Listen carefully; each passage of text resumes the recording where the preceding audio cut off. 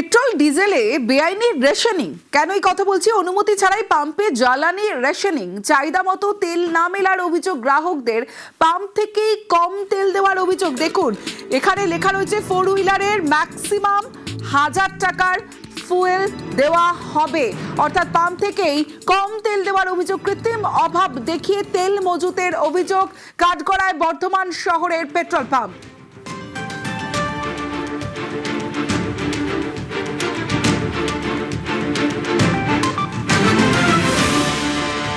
Petrol ডিজেলে বেআইনি rationing, অনুমতি ছাড়াই পাম্পে জ্বালানি রেশনিং, চাহিদা মতো তেল না মেলার অভিযোগ গ্রাহকদের, পাম্প থেকেই কম তেল দেওয়ার অভিযোগ। কৃত্রিম অভাব দেখিয়ে তেল মজুতের অভিযোগ কাঠগড়ায় বর্ধমান শহরের পেট্রোল পাম্প।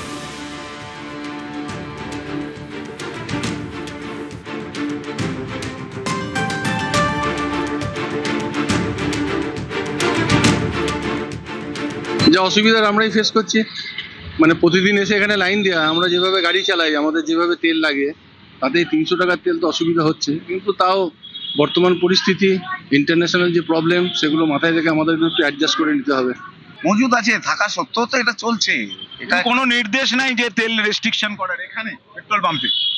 এটা তো আমরা সাধারণ মানুষ, আমরা তো সবটা জানবো না, এটা আমাদের পক্ষে জানা সম্ভব না। আপনারা জানেন না, আপনাদের মাধ্যমে জানলাম। এটা নিয়ে নিশ্চয়ই যে প্রশাসনের যারা উচ্চ পদে রয়েছেন, ডিএম রয়েছেন, ডিএম সাহেব রয়েছেন, তারা নিশ্চয়ই এটা চিন্তা ভাবনা করবেন আপনাদের মাধ্যমে যেটা শুনবেন। নমস্কার, এই মুহূর্তে আমরা রয়েছি বর্ধমানের তিনকোনিয়ার একটি পেট্রোল পাম্পে এবং এখানে দেখা যাচ্ছে যে পেট্রোল দেওয়া হচ্ছে না চাহিদা মতো। লেখা আছে টু হুইলার ম্যাক্সিমাম ₹300 ফুয়েল, অর্থাৎ একটা মোটর সাইকেলে 300 টাকার বেশি পেট্রোল দেওয়া হচ্ছে না।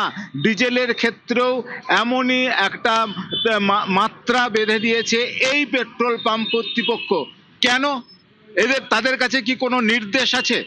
কত তেল মজুত আছে এই পাম্পে আমরা জানার চেষ্টা করব। আমরা কথা বলবো, ম্যানেজার কে আছেন, একটু আসুন। হ্যাঁ, এই যে আপনারা দেখা যাচ্ছে যে আজ থেকে তেলের ক্ষেত্রে মাত্রা বেঁধে দিয়েছেন বিক্রির ক্ষেত্রে, কেন এটা করেছেন? কেন? সাপ্লাই না ঠিক মতো থাকার জন্য। আপনার সাপ্লাই নেই? সাপ্লাই নেই।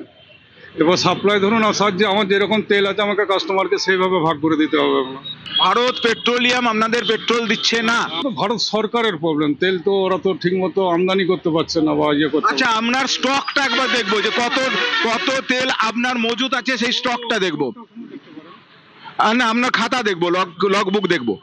আমরা ঢুকেছি পেট্রোল পাম্প অফিসে, সেখানে আমরা লগবুক চেক করব যে কেন এই পেট্রোল পাম্প এভাবে তেল বিক্রিতে নিয়ন্ত্রণ রাখছে। স্টক আজকে আপনার স্টক কত আছে? আজকে স্টক হচ্ছে আপনার 3167 লিটার।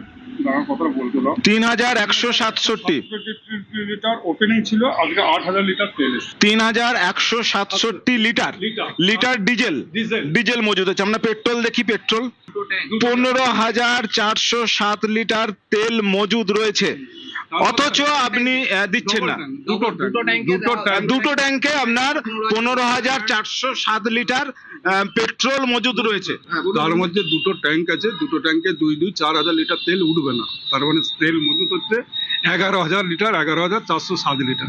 এটা ওপেনিং আজ শনিবার সেল হবে, রবিবার সেল হবে, সোমবার তেল আসবে। ততক্ষণে আপনি কি করে চালাবেন? আচ্ছা, সে ততক্ষণে আপনি কি করে চলবেন? তার না চললে আপনার যদি আজকে বিক্রি হয়ে যায় আপনাকে কি করতে হবে?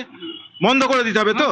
তাহলে আপনি কেন রেস্ট্রিকশন করছেন? আপনাদের কোনো নির্দেশ আছে রেস্ট্রিকশন? আমি ভাবছি যে আমার কাস্টমারটাকে আমি এইভাবে আপনি ভেবে একটা সিদ্ধান্ত নিন। হ্যাঁ, যে আমরা পাম্পটাকে চালাতে পারবো, রানিং রাখতে পারবো।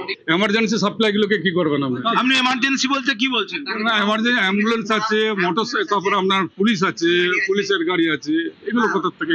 আপনি এখন বলছেন যে আপনার মজুদ আছে, অথচ আপনি দেখা যাচ্ছে যে 300 টাকা ডিজেল গাড়ির ক্ষেত্রে 1000 টাকা আপনি বেঁধে দিলেন। কোনো আপনার কাছে কোনো নির্দেশ কিন্তু নেই। না 300 টাকা করে বেঁধে দিয়েছেন প্রতি মোটর সাইকেলে। 4 চাকার গাড়ির ক্ষেত্রে 1000 টাকার বেশি তেল পাওয়া যাবে না, এই রেস্ট্রিকশন তারা করেছেন। ফলে এই যে মানুষের মধ্যে একটা বিভ্রান্তি তৈরি হচ্ছে, মানুষের মধ্যে একটা উদ্বেগ তৈরি হচ্ছে, আর তার ফলে কিন্তু সকলে তেল ভরার জন্য রাত্রেও তারা চলে আসছেন এবং তেল ভর্তি করছেন। ক্যামেরায় সন্দীপ পালের সঙ্গে শরদিন্দু ঘোষ, নিউজ 18 বাংলা, বর্ধমান।